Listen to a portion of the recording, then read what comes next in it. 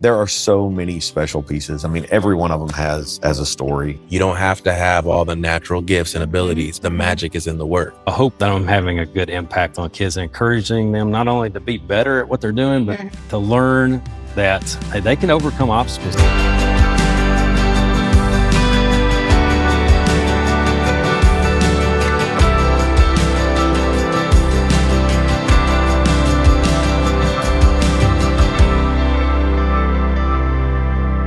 Welcome back to the Paper Trail by LCL, where we take you beyond the pages of Lebanon City Lifestyle to meet people who inspire, influence, and invest in our community. I'm your host, January Alexander, and today I'm honored to launch our Men of Influence series with someone whose impact in our city is truly golden. Shawn Smith, owner of The Jewelers, is more than a master of fine craftsmanship. He's a community builder, a creative, and a legacy maker. From stunning custom pieces to his team's ongoing outreach, he's been a quiet force for good in Lebanon for years. Shawn, welcome to the show. Let's dive in. Thanks for having me. You're welcome. Speaking of being here for so long, being in this community for years, you and I actually met around 22 years ago here in Lebanon, and I bought some jewelry from you that you had custom made for me. And it's been funny. I've been thinking about it the last few months as we've been working together on the men's issue about you and I have ran into each other. I don't know how many times we've gone to shows, events, pop-ups. I mean, trying to promote our small businesses. And mine was previously when I met you, I had another business, J. Alexander Home, which I still have, but we've kind of put it to bed a little while for the magazine, time to launch. Your legacy actually still lives on at the jewelry store because I still have your sign hanging in the yes, in the showroom. I actually made a sign for him. Like I said, around 20. That would have been 2015. Yeah. So let's just dive into some questions that I wanted to share with our audience. And so you recently announced that you're expanding your space. So congratulations on that. I'm so excited for you because I've seen your space change and develop over the years. Like I said, can you elaborate on what your expansion's looking like and what this means to the community?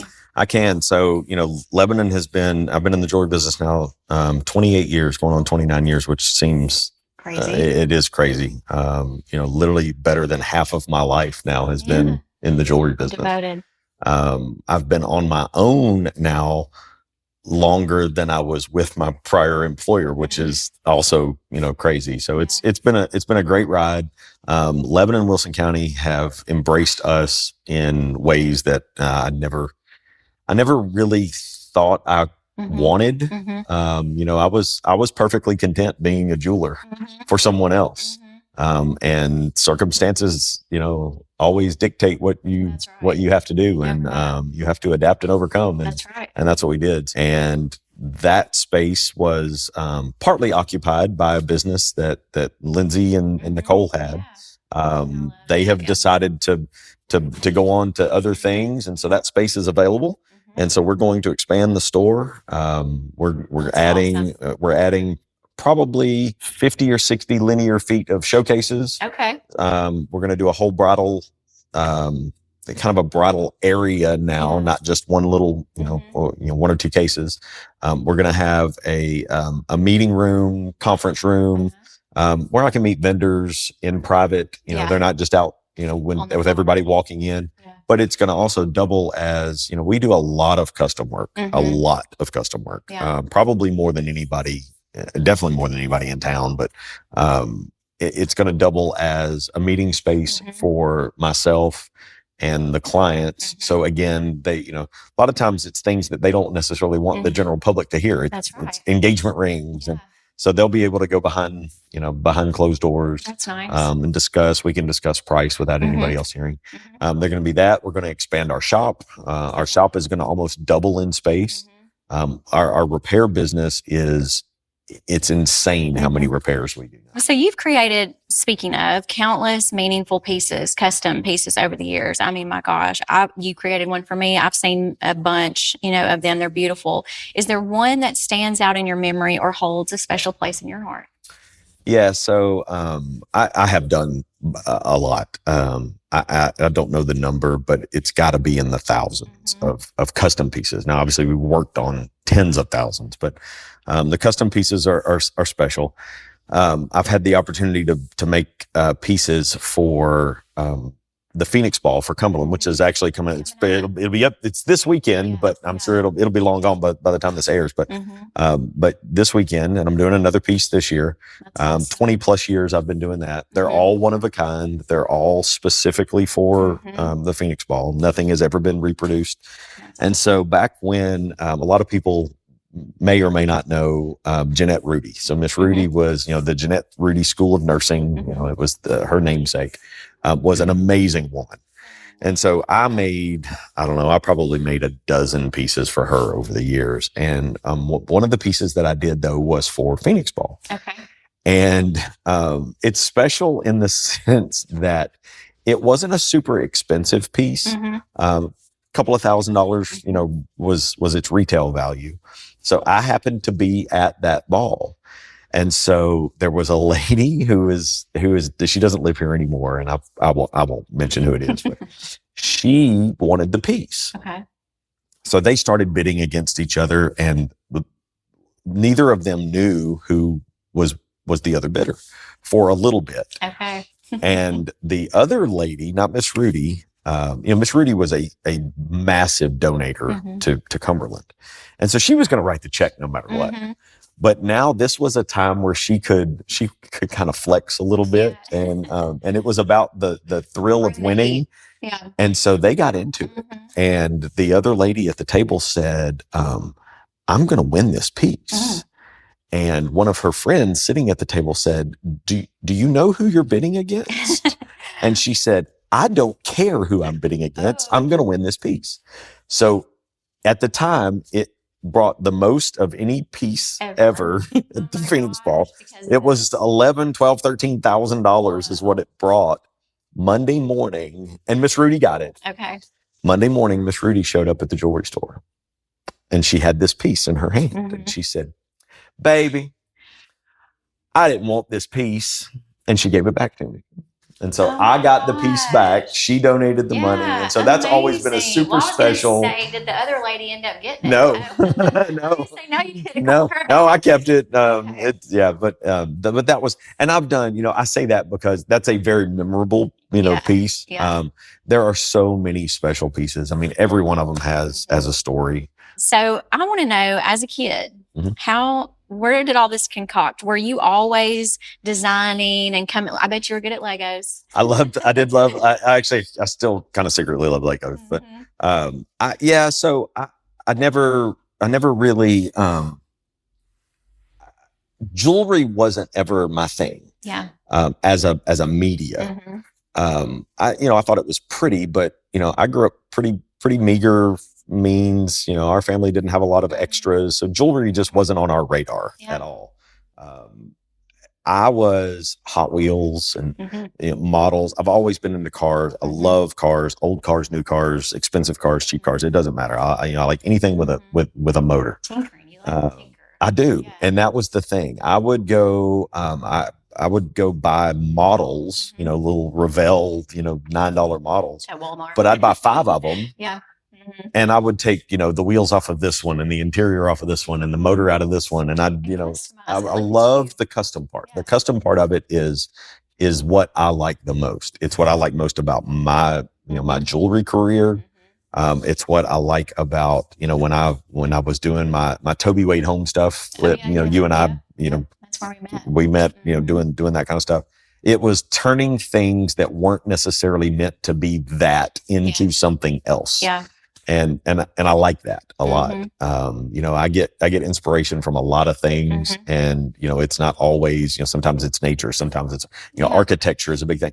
But originally I wanted to be an architect. I went into my my junior year of high school into an architecture class, and my teacher ruined it for me. It was the worst experience I've ever had. And he turned me completely against it. Man. So you know what, blessing in disguise. You know, God had a bigger plan. That's So right. That's right. here we are. And speaking of, the last one that I want to ask you about is you're the founder of One Hand Up. So tell us about this initiative and why it's so close to your heart. Yeah. So a few years ago, we had kind of talked about, well, I say a few years ago, it's been bantered back and forth for a while about how can we make the most impact with, in a lot of cases, the little bit of money that we do have to give. Yeah. You know, as a small business, we are inundated by, I mean, you know, we're inundated by people who want a donation of some sort. All day. Yeah. Most small businesses want to give to everybody. They do. We go broke. I mean, really, we would absolutely go broke if we gave to everybody. And what we do have isn't, you know, we don't have multi-million-dollar donation budgets. And, you know, I mean, we literally have multi-$100, you know, donation budgets in most years. Yeah. So, you know, you get 8 or 10. I mean, even if you get one a month, $1,000, well, you've given $100. Yeah. Well, $100 doesn't really go that far. And so then you find yourself, well, I'll just not give. Right. And that's what we were trying to eliminate. And so it's not our idea. We kind of stole the idea from a group of the women here in town, the ladies group. Lindsay, my wife, was part of that. And I said, you know what? The guys can do this too. Guys can do too. Absolutely. And what better, you know, motivation than trying to outdo, you know, the girls. I will have to say they're kicking our butt, but so I got with Bob Black. Bob Black is, you know, while, you know, I guess I'm the founder of it. Bob Black's the workhorse behind One Hand Up. He takes care of all the behind the scenes, and he's done it for a lot of years. Yeah. But he wanted to be able to come in and, you know, wanted me to more or less be the face. And, you know, I'll go out and we'll gather the guys but the concept is $100. It's, you know, it's not a lot of money. It's literally $100 a quarter.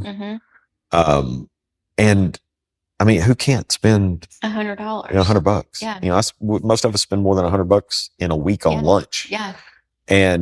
But it's compounded by 70, 80, 100, 150 members. Well, then all of a sudden you've got $15,000 in a quarter to give, and we keep it local. Love that. We only, you know, we have 4 counties that we do. We do Macon County, Trousdale County, Smith County, Wilson County. I love that. They have to be a nonprofit. Okay. We try to do local nonprofits. We've had some national, you know, recognition, you know, come in. But what we do is that's different from a grant or something like that is we don't put any stipulations on it. The stipulation is it just has to be used for that entity. Yeah.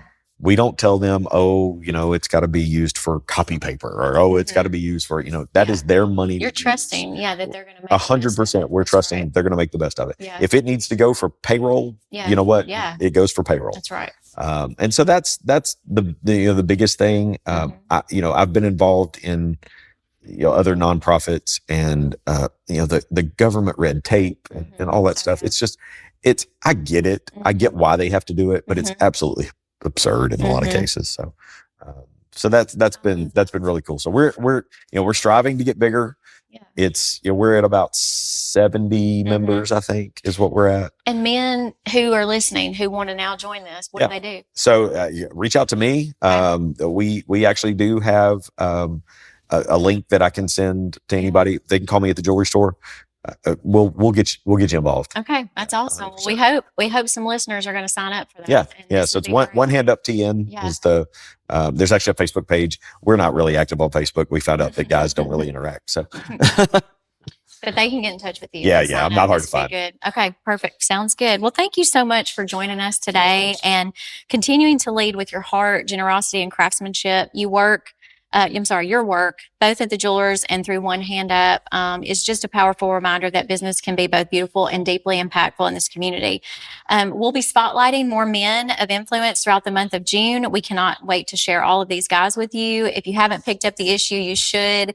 They are smoking hot in our There's a bunch of good-looking dudes in this issue. I'm not gonna lie. There's a bunch of good-looking guys and a bunch of powerful and successful and very loving men who love and adore this community. So stay tuned. Keep following us on the trail. You can listen to this and all of our podcasts at Spotify, Apple Podcast, and YouTube. So until next time, keep following the trail. Thank you.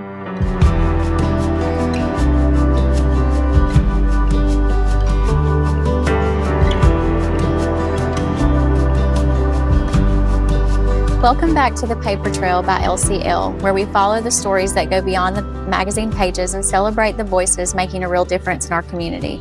I'm your host, January Alexander, and today we're continuing our Men of Influence segment with someone who transforms futures in every single way, every single day.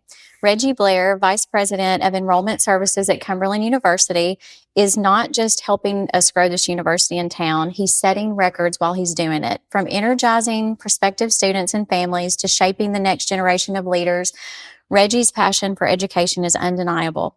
I first met Reggie during Discovery Days at Cumberland with my own son, Kip, and I saw Reggie firsthand, the excitement that he brings and warmth he brought to the table.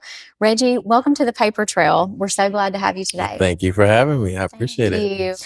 You've helped lead some impressive record-setting growth at Cumberland. Can you share a few of those milestones and what this means to you personally and professionally? Yeah, so I would have to say the most recent.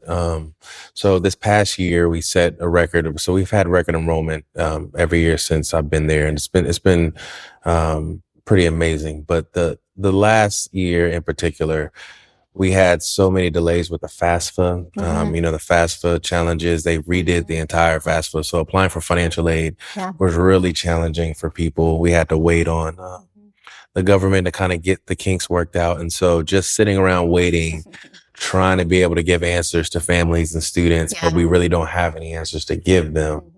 I think that was really challenging. So the fact that we had a record enrollment, it was 3,457 students total, amazing, which is the highest in the university's history so far. Wow. Right. Congratulations. That was a big accomplishment. That is. And I know all about some FAFSA because my son Kip is going to school this fall as well. And so that whole senior year, I don't remember it being so hard. Like when I went to college, I went to MTSU, but maybe my mom did everything for me. I'm not sure, but I don't recall it, but boy, I mean, it's like a whole journey, the whole senior year, all the things you got to do and the deadlines for a parent to not miss the boat on FAFSA and all that stuff. So it's a lot. So kudos to you and congratulations to leading this victory for Cumberland. That's amazing. And can you explain what a Discovery Day is? So to people that don't know and maybe have students coming up that are interested in Cumberland and why they're so important to the enrollment experience. Sure. So the way that we set up Discovery Days, we set them up so students can really hone in on the program or academic area that they're interested in. So, obviously they get a tour, they get a chance to walk around the campus, eat lunch in the cafeteria. But when you're considering a major, the biggest thing is understanding what the program looks like. And so when you get an opportunity to talk to the professors in the program, have one-on-one interaction with them, maybe some type of experiential learning event or activity while you're there, it really does help reinforce, I can see myself in this program. And so we gear it all towards the majors. The Discovery Days are set up by different academic areas. And we think that the students really, really enjoy it. Not only do they get a chance they get an insight into some financial aid, they get a chance to see the housing options. And so it's a really comprehensive day. It was. So you strike me as someone who leads with purpose clearly. What's your favorite quote or mantra that keeps you motivated? I actually talked about this at a registration day the other day. So one of my favorite players in the NBA, his name is Jalen Brunson. He plays for the New York Knicks. He played for the Dallas Mavericks before. But I love sports. I love football, basketball primarily, track too, but really basketball I watch quite a bit. I listen to podcasts like sports podcasts. Cool. But Jalen Brunson is a player that I've watched. The reason why I like him is because he stays really humble. He's undersized as a point guard. So, I mean, he might be maybe 6'1", 6'2", 185 pounds. He's really had to work for everything because he's undersized in the NBA. You know, he's kind of like a Steph Curry type of player where you're undersized. So you have to be really, really good at something. That's right. And he's not just the most naturally gifted player, but he's become a really, really highly touted player because he puts in the work. And his father was an NBA player. His name was Rick Brunson. And so he told him, he's like, hey, you don't have to have all the natural gifts and abilities, but the magic is in the work. Yes. So that's one of my favorite quotes, like the magic is in the work, because, you know, I feel like I'm not the smartest person. You know, I'm not the most talented person, but, you know, it's going to be very hard to find somebody who will outwork me. I'm very competitive. I want to do well in my field. And particularly because you want to make sure that you feel like you're leaving a legacy and you're leaving things better for people after. Yeah. Okay. Just for fun, what's your favorite way to unwind or spend your weekends when you're off? For me, I do work quite a bit. You know, my wife will say I work too much sometimes, but just to be honest, you know, a really good nap for me is amazing. Like if I can listen to a podcast, you know, watch some Netflix and, or let Netflix watch me while I take a nap. It's on. You might not It's be watching on. it. Exactly. You know, it'll pop up and say, are you still watching? Are you still here, Reggie? Many times I'm not. Many times I am asleep. So if I can get a really good nap in and some really good food, me and my wife like to try new restaurants. We try to go to a different spot at least once a month. Just try a new restaurant because Nashville, there's so many different restaurants. Tons of opportunity. And then even here in Lebanon, I get a chance for her to come up here and we try to try something at least, you know, once a month. Well, thank you so much for being here today and shaping all of our community the way you are through education and opportunity. Your leadership at Cumberland is opening doors. It is changing lives, and we are grateful to celebrate with you this month in our Men of Influence because you are just an impact on this community. So to our listeners, don't forget to follow the Paper Trail. We're on Spotify, Apple, and YouTube, and you will find really encouraging and wonderful conversations like this as you tune in. So until next time, keep following the Paper Trail.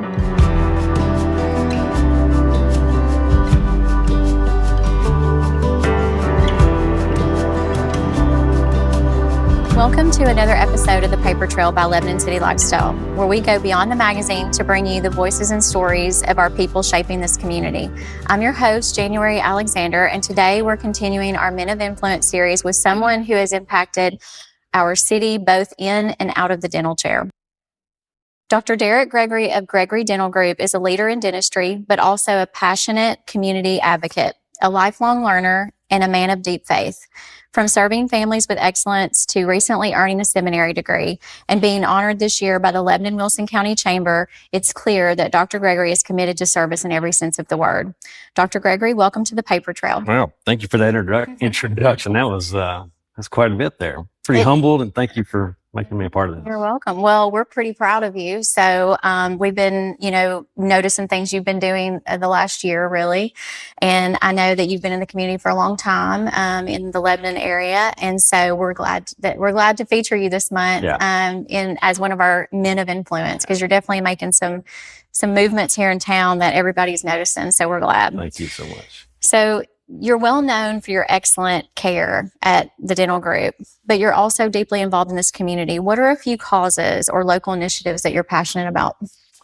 Well, I'd say the biggest local initiative that I'm involved in would be the youth baseball program, because I've got 2 kids in it, sponsor some teams, and I've always been involved in some kind of athletics, and I know coaches have really formed and shaped me throughout my life, and I know the impact that a coach can have. Yeah.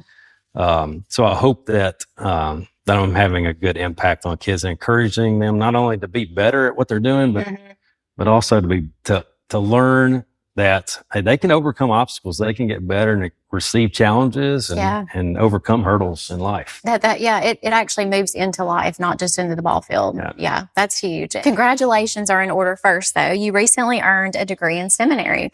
What inspired you to take that path, and how has it influenced your perspective personally or professionally?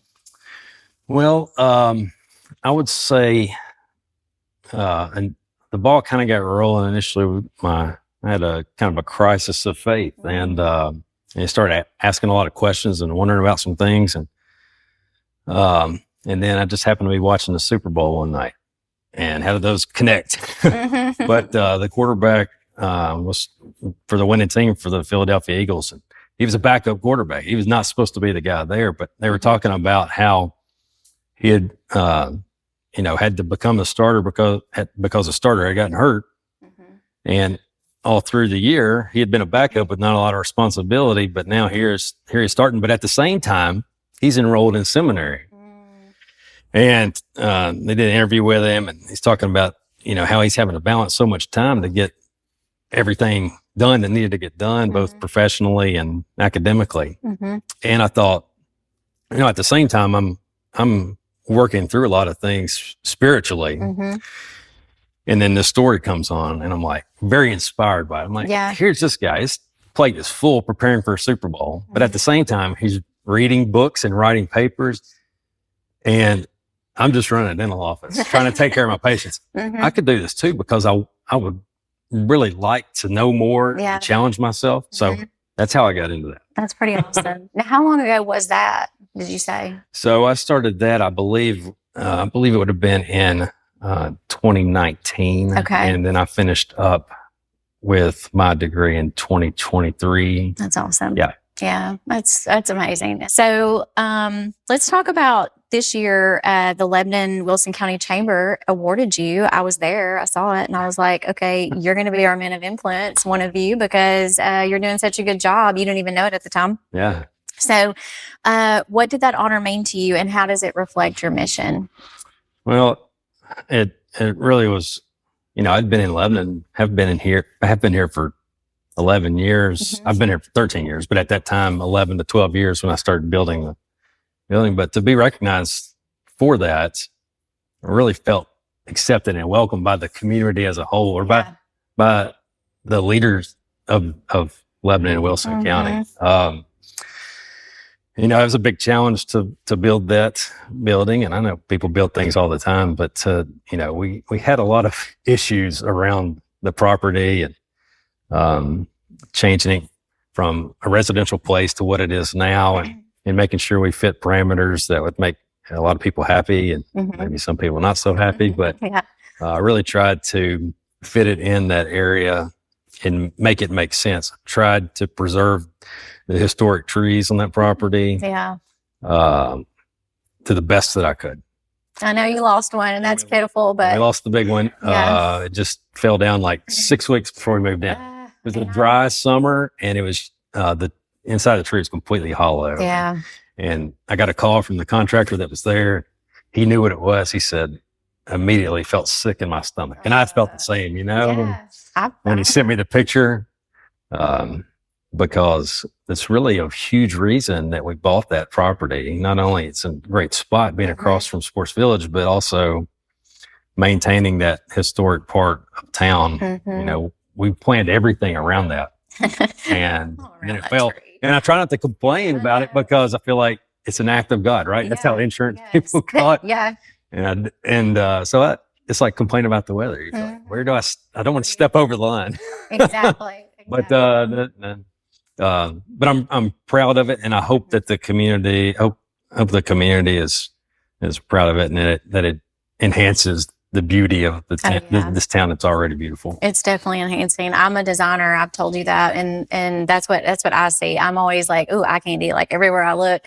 So to me, that is beautiful. I'm also, big on preservation and historic downtown and buildings and properties. So to me, that's a huge asset, to have people in the community that are business owners in particular, that are trying to preserve and be, I say this all the time, stewards of the land, like God gave us that duty. And that's even one thing. I grew up on a farm, and that kind of leads into our next question, but I grew up in Bethpage, and I always was a farmer, and I was in 4-H, and we had animals and jobs. I was working since I was a baby out in the garden or tending to animals, and it taught me how to really love and appreciate what God provides and gives us, and the trees. Even the trees. I hate when people cut down trees. Like, I'm just like, no. Yeah. So, it is a job that He gave us, and I'm so thankful. Like, we did a big ag story on the back in December on the preservation of the century farms. You know, this county has more than any other county in the state. We have over 117-ish now that are registered, and that's huge. Mhm. The next county down has like 30 to 35. Oh, I mean, that's big difference. in Tennessee. It's huge. And so that just shows who we are, you know, that as owners, business owners, members of the community, we want to preserve what we have, and that's important. So speaking of that, growing up in the country, you and I both grew up very close together, and we knew a lot of the same people growing up. I grew up in Bethpage, so we had options to go to Westmoreland or Gallatin for school. You grew up in Westmoreland, and so my little sister went to Westmoreland, and I have a lot of family and friends that went up there, and I ended up going to Gallatin. But those small town values and communities are fun. And so I wanted to kind of bring up that because here we are, you know, in Lebanon now, serving Lebanon. You know, those will always be our hometowns, but we're here serving. And what is something that maybe that you could surprise people with? I know, you know, you have some, speaking of sports, you're very involved in sports growing up, but what are some things that maybe surprise people about you that they don't know? Oh, I'd say, I think the most important thing that maybe we could take from here is that one of the other men of influence, the guy in the middle right here. Oh, Corey. Yeah. Corey. So we grew up playing against one another. We were bitter rivals. But I think the most important thing to know is that I beat him my whole life. I beat him more than he did me. I don't even know if he'll get a chance to respond to this. Now, he was a great athlete himself. That's so funny. It was so fun to look back on that. And we didn't really know each other at that time. Mm-hmm. But here we are in the same town. And although we were bitter rivals at that time, we made each other better. Mm-hmm. And here we find ourselves, you know, serving in the same community and becoming friends. It's one thing that makes Lebanon so unique. And you mentioned Sumner County. Mm-hmm. And Sumner County is a great place too. Mm-hmm. But Lebanon is different. It's different. It is held. It's different. It's like it's same size towns, Mm-hmm. Gallatin, Hendersonville, but it's just more of a small town feel. So many people know one another. And I don't think you find that as much over there. Mm-hmm. So I think that's a unique thing. And I was a better quarterback than Corey's. So we definitely know that. We know that, and we'll have to see what Corey's responses to that. But this whole issue, you guys were so fun. When we did our photo shoot, this shoot was phenomenal. We did it out at Del Webb, and we used some of their model homes, which couldn't have been more perfect. I thought it was a great place for us to put you guys in. It was really fun. I want to move out there. Corey's birth certificate or change the rules a little bit. Right. We need to drop the age to under 55. So Del Webb will be talking to you about that. But because there are younger people that were interested. But it was a great place to shoot. We had such a fun time, and all of you guys were so fun and playful and punching and jabbing each other, like having a good time. But that's what I love. And you know, some of you knew each other, some of you didn't. But that's one of our purposes, myself and my team, is we want to connect, you know, and bring people together. Because just like you say, I mean, here both of you are in the medical field. You're both serving Lebanon, but when you grew up together, you wanted to, you know, knock each other's socks, you know, heads off. And that's fun because that just shows that, you know, we all can work together and make this place a great place. And it is. I mean, I learned about Lebanon years ago, but I had sort of my Lebanon moment that I fell in love with it during the flood over here. And, you know, when I had a building on the square and there was 6 foot of water in my building, I've said this a million times, but they came out of nowhere. I mean, out of everywhere, every nook and cranny. People that were hurting themselves came to ask me, what can I do for you? And I just thought, whoa, you know, this is a special place. So thank you so much for coming today and being a part of this. And you are leading not just with skill, but with your heart, your dedication to your faith, which I love, your family, and the future of this community and your practice. So we're proud to share your story this month and the legacy you're building here.